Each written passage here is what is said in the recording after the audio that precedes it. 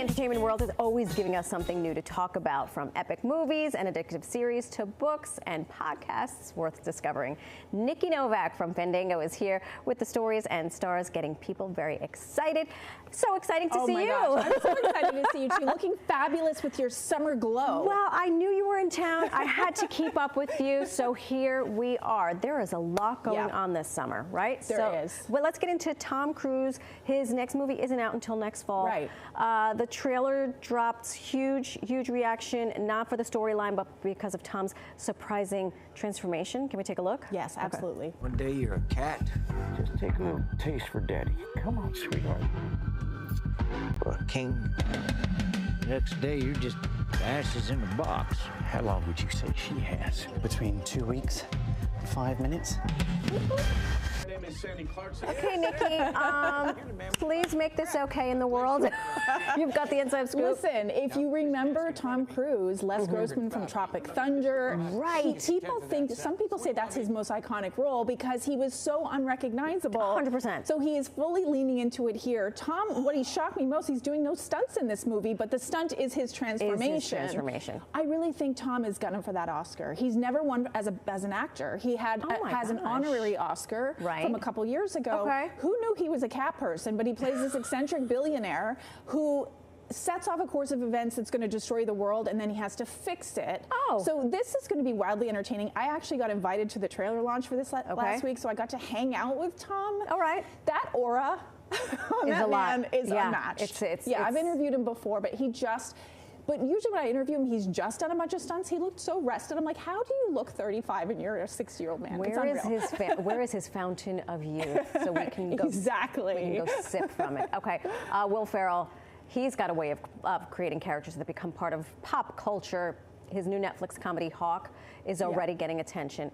So many shows competing for viewers, and what makes this comedy stand out more than others? Really just saying Will Ferrell. Yeah. He really is his own brand of comedy. Yeah. And I feel like we never got that Elf sequel that we all wanted. Oh my gosh, that's right. Do you remember? That's right. That was talked about so much. Personally, I feel like it's a 10-episode series on Netflix. They're about 30 minutes each, an easy watch. He plays this golf legend who never won the Grand Slam, and he can't really let it go. And his son is now an up-and-coming golfer, and so they end up kind of competing against each other. The nice thing here is he's a really terrible person. He's an awful human being in this. He really leans into it. Something happens at the beginning. I won't give it away, but I'm like, you're a terrible person. I don't know if I'm going to be into this. Right. But then he just laugh out loud so many times. Okay.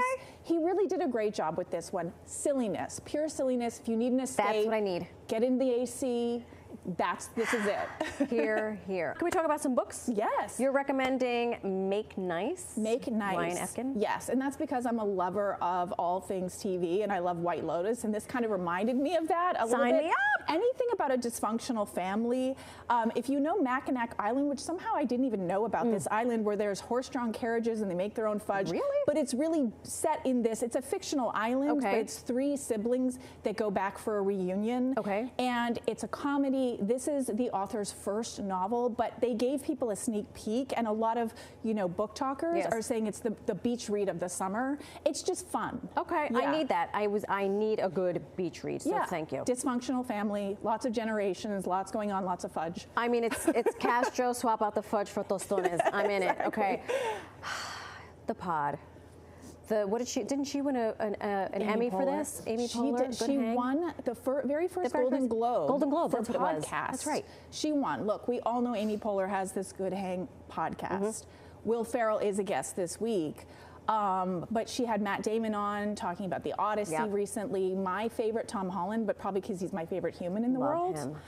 He is so, isn't he adorable? I mean, you've met him. I have not. He's my friend in my head. But he's everybody's friend in their head, I think. He just is a sweet guy. He's so genuine. He and Zendaya, the most awesome couple. Yeah, so she is just killing it. And she and Will Ferrell. And also, I will say, of course, Amy Poehler's amazing. I think what makes her amazing is that she's an improv comedian. So her responses, as an interviewer, It's how you react, it's how you listen, and she just creates these moments. Love her. Yeah. Love her. Amazing. Okay. Your friend and colleague Jacqueline Coley's podcast is also one of your favorite picks. Tell us. Yeah, I love it. Yes. Seen on the screen, Jacqueline Coley. So this is kind of a nice complimentary piece, I would say, to Amy Poehler's podcast. Because Amy, I feel like it's more about her rapport because she knows a lot of her guests and they create these funny moments. Jacqueline's podcast, you know, she had John Leguizamo on recently from The Odyssey, who...